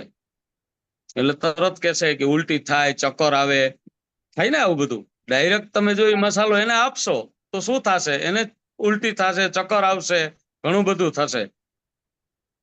તો જે પેસ્ટિસાઇડ છે ને ભાઈ એ ધીમે ધીમે ધીમે ધીમે એના શરીરને ખોખલું બનાવે છે, ધીમે ધીમે ખોખલું બનાવે. પણ આ જ પેસ્ટિસાઇડ કદાચ એક હારે બધી એને આપવામાં આવે તો એને ચડી જાય. તો પણ આ ધીમે ધીમે એને જે ઝેર આપીએ છે ને, એટલે બીજું તો કાંઈ નહીં, તમે સંપત્તિ ગમે એટલી આપી શકશો ને એ માયને નથી રહેતી, પણ એને સારું શરીર નહીં આપી શકો. શું કામે? આ ઝેર જે ધીમે ધીમે ખાય છે ને એ આપણે જે પહોંચ્યા ને એ નહીં પહોંચી શકે. એટલે ઘણી વખત આવા એક્ઝામ્પલથી હું સમજાવતો હોઉં. અને હેલ્થની કેર કરવી બહુ જરૂરી છે. હમણાં જ એક મારો ભત્રીજો 7-8 દિવસ પહેલા જ મારા જ નામેરી હેમંતભાઈ જોગલ અને મારા લંગોટિયા મિત્ર નાનપણના હારે 2 ભણ્યા, હારે મોટા થયા. એનો એક છોકરો 4 વર્ષ પહેલા એ મોરબી કારખાનામાં જ કામ કરતો હતો અને શોર્ટ આવવાથી એક્સપાયર્ડ થઈ ગયો. અને બીજો છોકરો જામનગર આયુર બોર્ડિંગ સ્કૂલની અંદર ભણતો હતો. 5:30 વાગ્યામાં એ ટ્રેનિંગમાં દોડ લગાવવા માટે બધા વિદ્યાર્થીઓ ગયા અને હાર્ટ એટેકથી મૃત્યુ થયું. મિત્રો, આગલે દિવસ એનો બર્થડે હતો અને બીજા જ દિવસે આવા સમાચાર આવ્યા. એટલે આપણા પરિવારની અંદર આવી કેર કરવી બહુ જરૂરી છે. કારણ કે લાઈફમાં જે આપણી જિંદગી છે ને એ અનમોલ છે. હેમંતભાઈને હું સમજાવતો હતો કે હેમંતભાઈ આ ડિવાઇસ તારા પરિવાર માટે વસાવી લે. પૈસા ગૌણ બાબત છે, જો આપણો પરિવાર સ્વસ્થ હોય છે ને તો સારી રીતે આ સંપત્તિ માણી શકશે. પણ આજે દુઃખ છે એ વાતનું મને કે હું એને ન અપાવી શક્યો.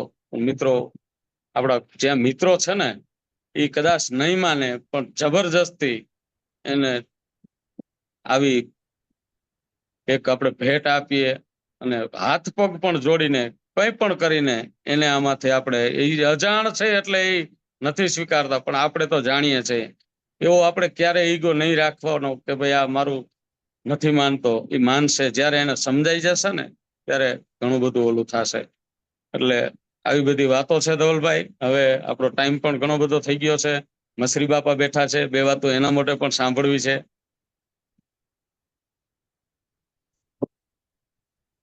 એ આપણા ગ્રેટ લીડર મશ્રી મામા અનમ્યુટ કર્યા. જય શ્રી કૃષ્ણ, જય સોમનાથ, જય દ્વારકાધીશ. જય દ્વારકાધીશ મસરી બાપા, જય દ્વારકાધીશ. અવાજ આવે છે ને મારો? હા અવાજ આવે છે. હવે તમે આ બધી જે વાતો કરી ને એના ઉપરથી એક વાત આવી યાદ કે આપણે માણાવદર અટાણે હું રહું છું ને ત્યાં માણાવદર છે ને નાનું રજવાડું હતું કમાલ ખાં બાબી હા નામ હતું કમાલ ખાં. એટલે કમાલ ખાન ના છે ને વખાણ બહુ થવા માંડ્યા સમજ્યા. હમ. નાનું રજવાડું હતું પણ ઉદારતા હતી એટલે એના વખાણ તો પછી થાય. એટલે જુનાગઢ ચોક્કસ. નવાબ ને ખબર પડી એટલે એને કમાલ ખાં બાબી ને બોલાવ્યા જુનાગઢ. એટલે કમાલ ખાં બાબી ગયા પછી નવાબે એવું કીધું કે આપણે શહેરમાં નીકળીએ એમ રાઉન્ડ મારવા ચક્કર મારવા. બરાબર. એટલે નવાબ અને કમાલ ખાં બાબી બે છે એ બગીમાં બેહી અને જુનાગઢમાં ફરતા ફરતા એક ભિખારી હતો ત્યાં નવાબે કીધું કે આ બગી ઊભી રાખો. એટલે ત્યાં બગી ઊભી રાખી પછી નવાબે કીધું કે ભાઈ આ ભિખારીને આપણે કઈક આપીએ. કોણ? નવાબ કમાલ ખાં બાબીને. તો કમાલ ખાં તો પછી નાનું રજવાડું હતું ના પાડીએ કે કઈ વાંધો નહીં બાપુ આપીએ તમે કયો તો કે ભાઈ તમે પેલા આપો એ કે નવાબ કે કમાલ ખાં બાબીને કે તમે પેલા આપો તો કે નહીં તમે મોટા છો તમે પેલા આપો પછી મારે અપાય ને એમ હું બરાબર. પેલા આપું એ સારું ના લાગે. એટલે નવાબ મેં બહુ જીદ કરી છેલ્લે વાત ન્યા વહી ગઈ કે નવાબ થી એવું બોલાઈ ગયું કે આજ તો કમાલ કીએ ને ઈ આપવું કમાલજી કીએ ને ઈ આ ભિખારીને આપવું. એટલે કમાલ ખાં બાબી બગી હેઠા ઉતરી ગયા કે આ માણાવદર હું મારું આપી દઉં તમે તમારું જુનાગઢ આપી દો. તો કે એમ કેમ બને? નવાબ કે એમ કેમ બોલે? તો કે અમથા કમાલ ના કહેવાય ના હોય બાબી કમાલા તો સબી બાબી નમાલા તે દીની કહેવત પડી. ચોક્કસ એટલે ચોક્કસ. તમારી પાસે જે કઈ છે બરાબર છે એમાંથી નહીતર હું છે માણા કઈ છટકવા જ નથી દેતા. બધીમાં થોડો થોડો હિસ્સો એનો રાખે થોડોક જાજો. મને પૈસાની બહુ આવક નહીં હતી માણા એની અંડરમાં રહીએ આવા ઘણા પ્રકારની બુદ્ધિ મારે. પણ તમારી પાસે જે કઈ છે એનાથી વધારે તમારી ઉદારતા છે એ ભગવાનની મોટી કૃપા અને એ વિશાલમાં છે ને એનું બધું તમને છે ને મળશે. અને આપણે પ્રજાથી મૂડી મોટી હોતી નથી ભાઈ. બરાબર? ચોક્કસ ચોક્કસ. તમે હું તો હવે આપણે તો બહુ ગઈ થોડી રહી. બરાબર તમે તો હજી એમાં નથી પણ આમ જનરલ માણસો છે એના દીકરા દીકરી હાટું જ સારું જોવા કરતા હોય અને એમાં એનું 100% પરિણામ આવશે ભાઈ. બસ જય શ્રી કૃષ્ણ ભાઈ. પણ નીતિમત્તા છે ને મછરી બાપા તો ઘણું બધું મળશે. કારણ કે પૈસાથી સુખી નથી થવાતું એ ચોક્કસ વાત છે. કારણ કે પૈસાનું માપદંડ શું મછરી બાપા કે કેટલા પૈસા હોય તો તમે પૈસા વાળા કહેવાઓ એનો તો કઈ ઓડકાર આવતો નથી. હા હા પૈસાથી સુખી નથી થવાતું. હા કેવું જીવો સૌ ને એ મહત્વનું નથી પણ કેવું જીવીને ગયા ને એ બહુ મહત્વનું છે. આપણી હયાતીમાં કદાચ 50 જણા આપણી રાહ જોવે ને એની કરતા આપણા ગયા પછી જયારે ન્યા લાઈન થાય ને એ જ સાચી જિંદગી જીવા મસરી બાપા મારું આવું માનવું છે. 100%.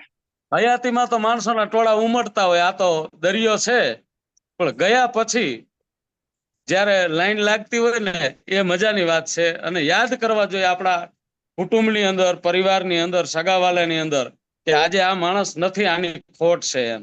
જયારે ખોટ વર્તાય ને એ જ સાચી જિંદગી જીવે મારું એવું માનવું છે. બાકી તો દેખા દેખીને આટણા દુનિયા છે. સારું સારું દેખાવા કરી અને આ બધું એક ભ્રમિત વસ્તુ છે.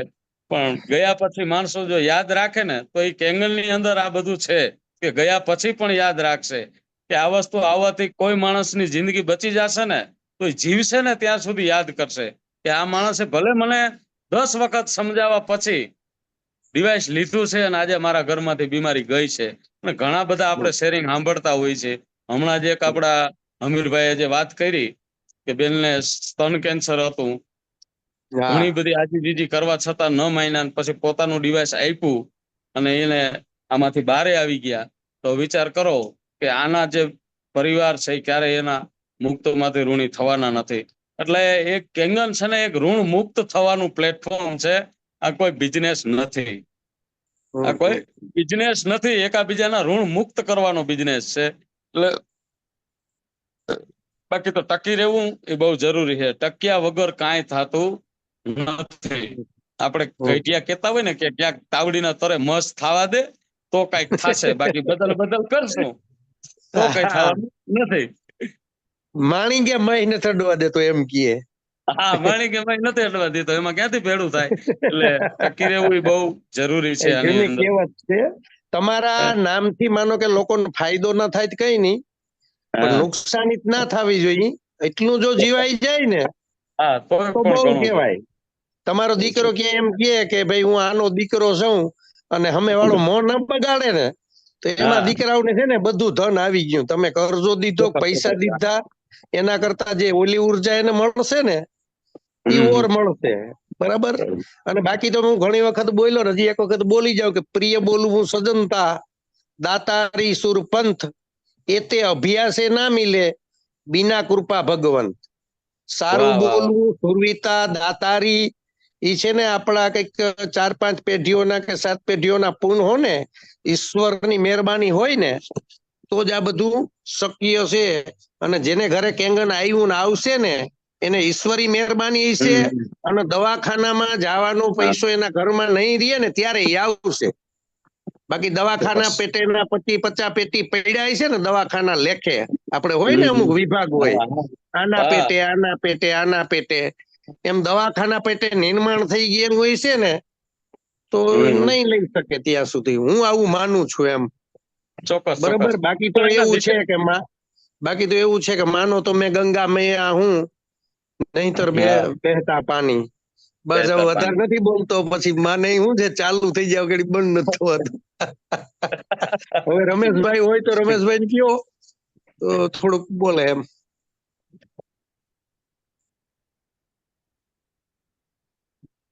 હેમંતભાઈ, રમેશભાઈ કોઈ કામમાં છે એટલે લેફ્ટ થઈ ગયા. પેલા તો કોઈ ખૂબ વાંધો ખૂબ નહીં. આભાર તમારો કે આજે આખા પરિવારને તમે ગુરુ જ્ઞાન આપ્યું. તો એ બદલ મિત્રો આપણે હેમંતભાઈને એક જબરદસ્ત એને જે એક સેલ્યુટ આપશું.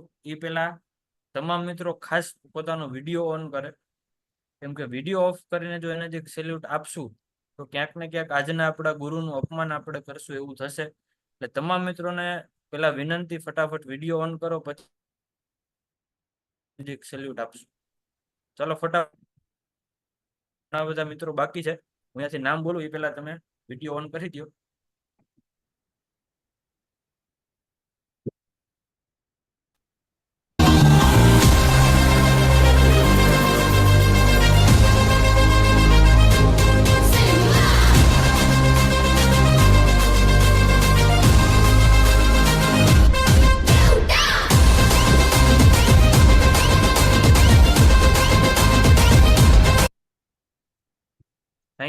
થેન્ક યુ સો મચ હેમંતભાઈ. લાસ્ટમાં તમારે કોઈ ટીમને સંદેશો આપવો હોય, બાકી આપણા આજની મીટિંગની અંદરથી જે કોઈ પણ મિત્રોને કંઈ શીખવા મળ્યું છે તો એને આપણે 1-2 શેરિંગ લઈ લઈએ. ચલો, જે મિત્રોને શેરિંગ કરવું હોય એ જ ટાઈપ કરો ચેટ બોક્સમાં. સ્વેચ્છાએ મિત્રો તમને આજે જે કંઈ શીખવા મળ્યું હોય.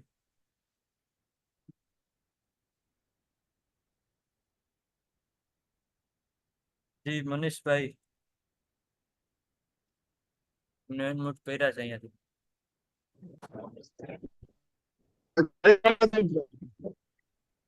જય દ્વારકાધીશ. જય દ્વારકાધીશ. દ્વારકાધીશ. હવે હું જનરલી અત્યારે ટ્રેનમાં છું ભાઈ. રાજકોટ થી આવું છું રિટર્ન. ઓકે,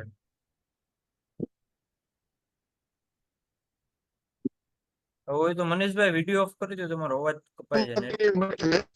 એક તો કઠોર પરિશ્રમનો કોઈ વિકલ્પ નથી. તમે કોઈ સારી બાબત પાછળ લાગ્યા રહ્યો છો તો કુદરતને તમને આપવું જ પડે છે. હિંમતભાઈ એક તો પેલા પોતાના પાસાની પરિસ્થિતિના હિસાબે જે મોરબી ગયા ને એ પછી એનો સંઘર્ષ છે, એમાંથી પણ ઘણા મેસેજ છે. ત્યાર પછી કેંગનમાં આવ્યા પછી પણ આજે એ દિલથી કામ કરે છે અને એમાં પણ સફળ છે. અને એને એમ એક વખત એવું થઈ ગયું કે ભાઈ આપણા ધંધાથી કોઈને નુકસાન થાય તો એને એક ઝાટકે બધા વાહનો વેચી નાખ્યા અને એને કઈ પોતાના ધંધાની નુકસાનીનો પણ વિચાર ન કર્યો. તો એનું જે દિલ છે એ એકદમ કોમળ છે અને મહેનતુ છે. એટલે ઘણા બધા અને જે લોકો છે ને ખરેખર કંઈક ને કંઈક દુનિયાની અંદર પવિત્ર આત્માઓ છે ને ત્યાં સુધી જ આવી વસ્તુ કેંગન પહોંચશે. બાકી કરોડપતિ લોકોને પણ ઉતરતો નથી અને સામાન્ય ખેડૂત જુગાડ કરીને પણ લઈ લે છે. તો કેંગન છે એક વ્યક્તિ નિર્માણનું કામ છે, જેમ આપણા રમેશભાઈ પણ વારંવાર કહે છે અને આપણે ફીલ કરીએ છીએ. તો ઘણા બધા મેસેજ મળે છે હેમંતભાઈ, તમને ખબર. દિલથી ધન્યવાદ, દિલથી ખૂબ ખૂબ આભાર. થેન્ક યુ, ખૂબ ઝડપથી શિક્ષે બનો એવી શુભકામના ભાઈ. Thank you, thank you.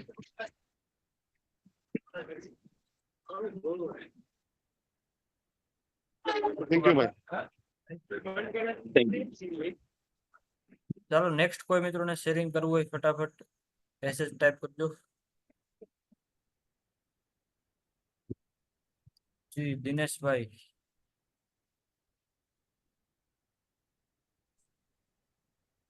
જય દ્વારકાધીશભાઈ. જય દ્વારકાધીશ.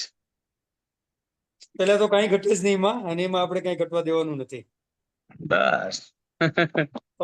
તમે જે શબ્દો કીધો ને કે ભાઈ તમારે ભલે હાથ પગ પકડવો પડે, તમારે ભલે એને પગે લાગવું પડે. આજે બપોરે હું 1 વાગે ગયો 40 કિલોમીટર દૂર. એ વ્યક્તિને મેં કોઈ શબ્દ એવા બાકી નથી રાખ્યા કે મારે ન કહેવા જોઈએ.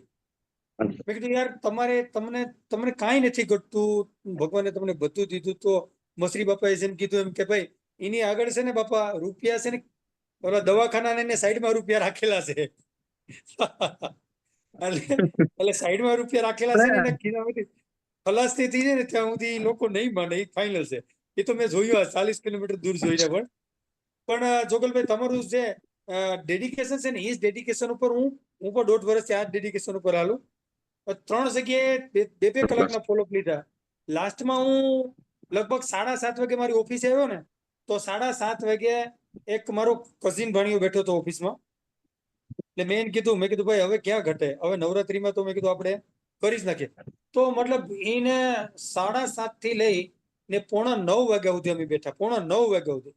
પણ એટલા બધા પ્રશ્નો કે મારા કઝિન ડોક્ટર છે ને, મારા કુટુંબમાં કઝિન ડોક્ટર ને, ભાઈની ઘરે ડીવાઈસ છે પણ પાણી નથી પીતા, હું કામ જવાબ આપું. અરે મતલબ 1.5-2 કલાક એની એવો મારો સલાહ ને કે તમે કોઈ કલ્પના ન કરી શકો, એટલો બધી મારો. એટલે મેં એને એવું કીધું, મેં કીધું ભાઈ જો હું તને હાથે પગે લાગુ, મસરી બાપા કે એની વાળું, પણ તું લઈ લે તારા પરિવાર માટે. બીજું કોઈ વસ્તુ કરીમાં હું કે તને કે 13,000 માટે લબડતો નથી યાર, પ્લીઝ, પણ તું લઈ લે. મેં તારી પાસે મેં 2 ફોન છે, એક 1.5 લાખ રૂપિયાનો છે અને એક 1.25 લાખ રૂપિયાનો છે. તો તારા માતા પિતાને પૂછ્યું લેવા માટે? નથી પૂછ્યું. તો આમાં ક્યાં તારા માતા પિતાને પૂછવાનું છે ભાઈ? તું તો આવડી માથું ચડાવે આમાં નાની વાતમાં. એટલે તમે કીધું ને, એને મને ઘણા એવા ખરેખર એટલા બધા શબ્દો કીધા ને, તો મને એવું લાગતું હતું કે ખરેખર આ વ્યક્તિને ન કહેવાય.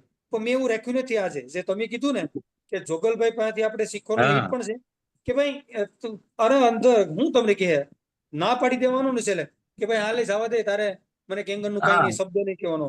તો હું કહેવાનું એટલું જ કહેવાનું ને.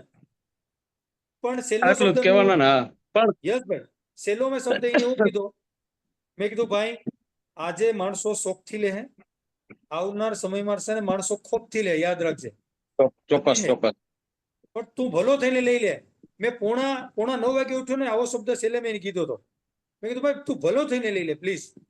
પણ હવે એ મને કે નહીં મામા, કે હું 100% લઈ લઉં કે બરોબર, પણ હજી થોડોક સમય જાળવો હોય કે હું 4 વ્હીલ લઉં ને મારે એના પહેલા હું લઈ લે, એટલે એને હજી 4 વ્હીલ બદલવી.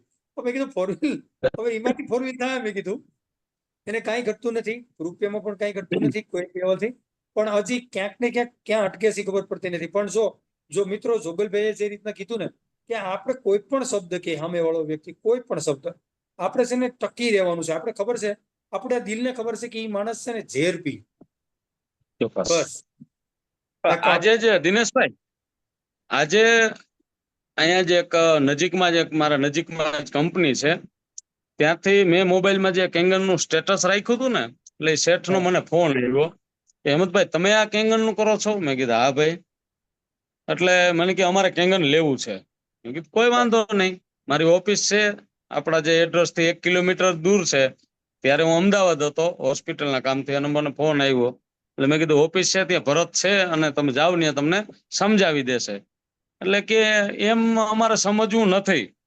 મેં કીધું ભાઈ કારણ શું, સમજ્યા વગર તમે શું કરશો? કે અમારે ઓલરેડી 3 મશીન છે અમારી પાસે. ઓહ, જે કંપનીએ હું ગયો ને એ શેઠને આજથી 20 વર્ષથી ઓળખું છું, અને એની નવી જે કંપની એની કંપનીની અંદર ડિવાઇસ લાગેલું છે. પછી આજે એને મળવા ગયો હું, સાહેબ તમારી પાસે ઓલરેડી 3 મશીન છે છતાંય મને તમે કોલ કરવા પાછળનું કારણ મારે જાણવું છે. કે ભાઈ અમે 1 વર્ષ પહેલા રાજકોટથી એક આયરે વગર આઈડી ના અમે 3 મશીન લઈ આવ્યા છે. એક કારખાને લગાવેલું છે, એક મોટા ભાઈના ઘરે છે અને એક બીજા શેઠના ઘરે છે. પણ હવે મશીન અમને આનો કાંઈ ફાયદો એટલો મળતો નથી, અને તમે વારંવાર વિડીયા મોકલો છો આ પેસ્ટિસાઇડના, તો આવું બધું કઈ રીતે શક્ય છે એમ અમને તો આવી રીતે કાંઈ ખબર નથી પડતી. પછી આખી એને મેં માહિતી આપી કે સાહેબ આ કોઈ રમકડું નથી, અને આ રીતે પ્રોપર યુઝ કરવાનો છે, આના ઘણા બધા બેનિફિટ છે. એટલે પછી ત્યારે પણ એ મને એવું કહેતા હતા કે અમારે હજી વગર આઈડી નું જ લેવું છે. ભલે લેવું તમારી પાસે, પણ આઈડી વગરનું લેવું છે. ત્યારે મેં એને ચોખ્ખી ના પાડી દીધી કે સાહેબ આઈડી વગરનું મારી પાસે ડિવાઇસ છે પણ મારે દેવું નથી. શું કામે? કે આ 3 ડિવાઇસ નો ઉપયોગ નથી થતો ને એમાં આનોય પણ નહીં થાય. જો આઈડી વાળું હશે તો તમે અમારા પાર્ટનર ગણાશો, એટલે અમને લગાવ રહેશે. ભલે તમારે બિઝનેસ ના કરવો હોય તો કોઈ વાંધો નહીં, પણ કમસે કમ અમને લગાવ રહેશે કે તમને પ્રોપર યુઝ કરાવશું, તમને આનો બેનિફિટ મળશે, તો તમે તમારા સગાવાલાને કહેશો કે ભાઈ ડિવાઇસ લેવું હોય તો હેમંતભાઈ પાસેથી લેવાય એમ. તો ત્યારે અમને લાભ મળશે. અને કદાચ તમારા કોઈ સગાવાલા, કોઈ છોકરા એવા ભણી ગણી જે નોકરીની તલાશમાં છે, એને એક આવે આપણે સારી એવી માર્ગદર્શન આપશું. ભલે તમે બિઝનેસ ન કરો, તમે તમારા કોન્ટેક્ટ તો આપી શકશો ને, પણ ક્યારે તમને રિઝલ્ટ અપાવશું ત્યારે. સાહેબ 1 વર્ષથી તમારી પાસે 3 ડિવાઇસ હોવા છતાં જો રિઝલ્ટ તમને નથી, ત્યારે તમે આજે મને યાદ કર્યો છે ને, તો હવે આઈડી વાળું અપાવીશ તો અમારા કાયમી સંબંધ રહેશે તમારી હારે, અમને એક લગાવ રહેશે. બાકી હમણાં વગર આઈડી નું આપ્યા પછી કોણ તમે ને કોણ હું ભૂલી જવાના છે. પણ આઈડી વાળું આપ્યું છે તો અમારો તમારો કાયમ નાતો રહેશે, અને પ્રોપર અમે તમને યુઝ કરાવતા શીખડાવશું, અને તમને આનો બેનિફિટ મળશે. તો ત્યાંથી આગળ આ બિઝનેસ હાલે. તો મને કે ભાઈ વાત સાચી, આ કઈ આ ચેન સિસ્ટમ મને મગજમાં નથી બેસતી. ત્યારે એને એક જ વાત કરી કે સાહેબ આપણે જે કઈ છે ને, હું તમારા 7મી પેઢીએ તમારા કોઈ દાદા હતા? હા. તો એમ આપણે ચેન સિસ્ટમ જ છે, ચેન સિસ્ટમ વગર કઈ શક્ય નથી. એટલે તમને નો મજા આવે તો બિઝનેસ ન કરતા, પણ ઘણા તમારા સગાવાલા છે બધા આટલા અમીર નથી હોતા, એને એક સારી રાહ બતાવો અને આગળ એને બિઝનેસ કરવાનો એક તમારા દ્વારા મોકો આપો. એને કેમ કામ કરવું એ અમે ગાઈડલાઈન આપશું. અને એ મને 1.5 કલાક બેસાડ્યો, ઘણા બધા એની સવાલ પૂછ્યા, પણ અત્યારે આપણે સવાલ જવાબમાં તો જરાય કચાશ રાખીએ નહીં, કારણ કે રોજે રોજ રમેશભાઈ આપે છે. એટલે ઘણી બધી ડિસીઝ ઉપર, રોગ ઉપર, પાણી ઉપર 1.5 કલાક ડિસ્કસ કર્યા પછી કાલે 90.9 એનું આરટીજીએસ ડન થાય છે, આઈડી વાળું એમ. વાહ, ખૂબ ખૂબ એટલે નીતિમત્તા આવી છે ને તો બધું શક્ય છે એમ. આજનું જ ઉદાહરણ કે નીતિ આવી છે તો બધું આવશે. સવાલ નથી ભાઈ. થેન્ક યુ ભાઈ, થેન્ક યુ. જે હેમંતભાઈ આપણા ગ્રેટ ગુરુ રમેશભાઈ મીટિંગમાં છે, આવી ગયા છે. જી નમસ્કાર.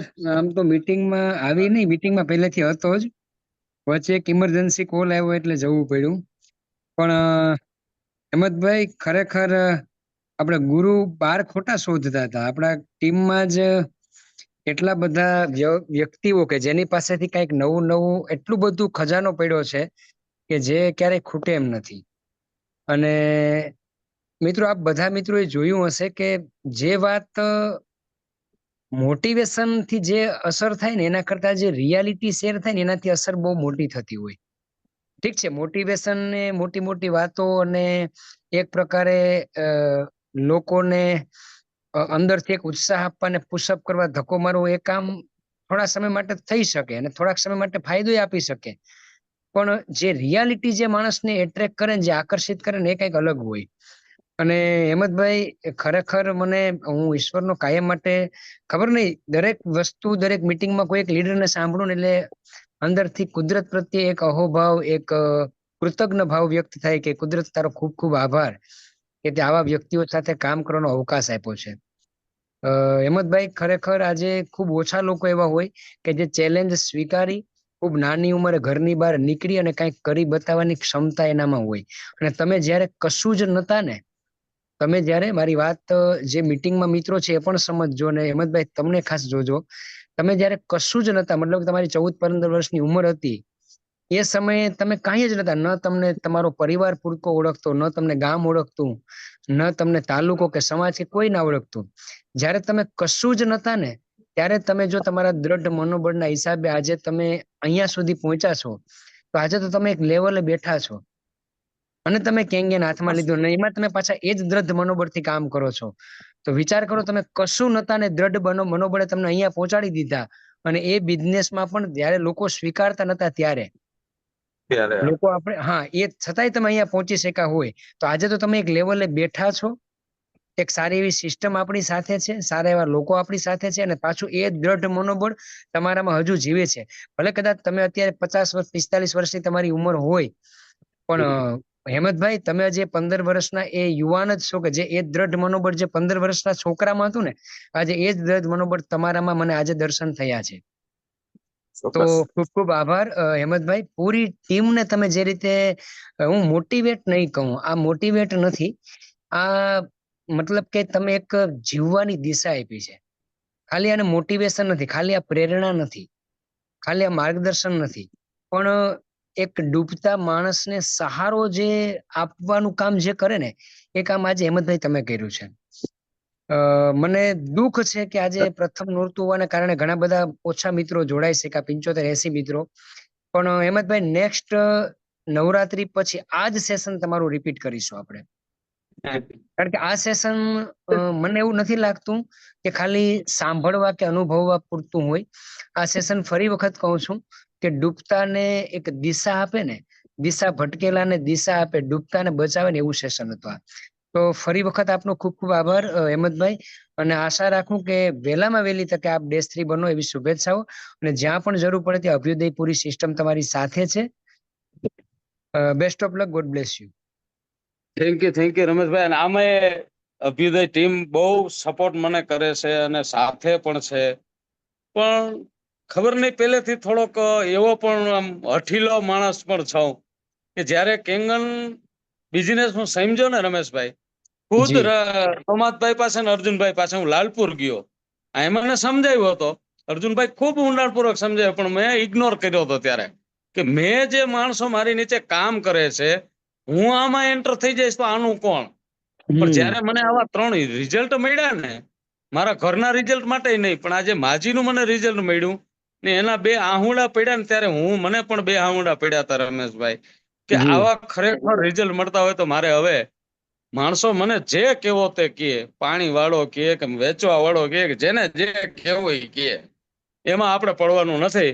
આપણે આ કામ કરવાનું છે. બીજા જ દિવસે લાલપુર હું ખુદ ગયો, બિઝનેસ સમજો, અને પહેલી જ આપણે ડેમો વર્કશોપ હતો ત્યારે ભરત અને અશ્વિનને લઈને આવ્યો. કારણ કે હું તો 9 ફેલ માણસ છું, ભણેલો નથી, એટલે ડેમો કરવો એ મારા માટે અઘરી વાત હતી.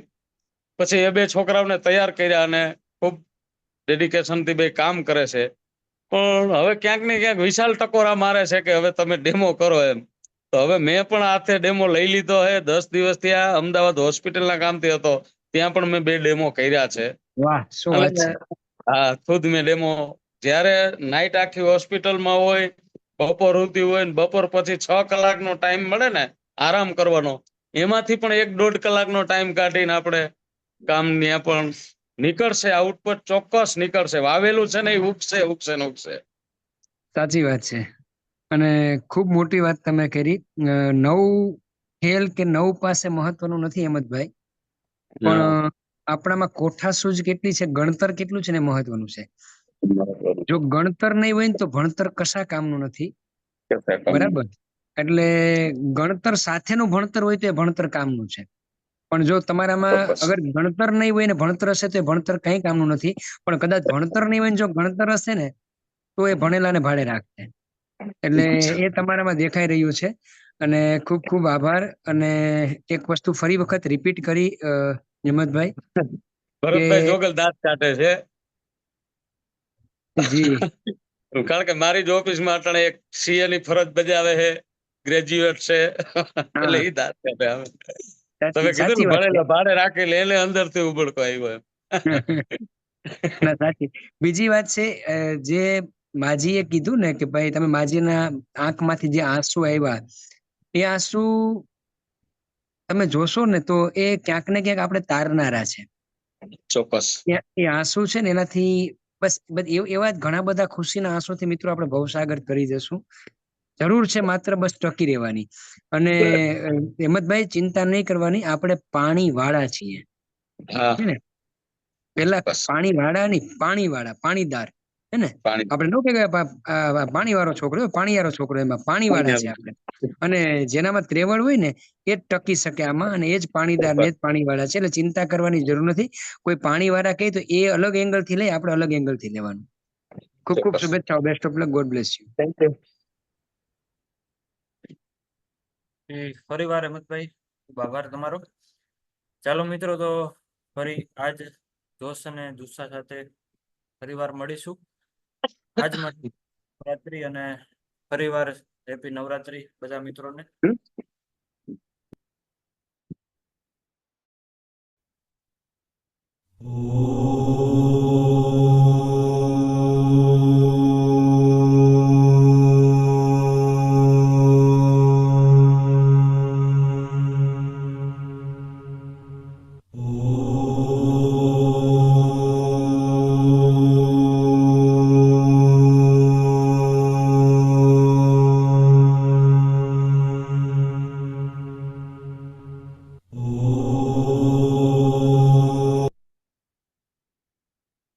ખૂબ ખૂબ આભાર બધા મિત્રોને આજની મીટિંગમાં જોડાવા બદલ. શુભ રાત્રિ. આવનારો દિવસ બધાનો મંગલમય રહે એવી શુભકામના.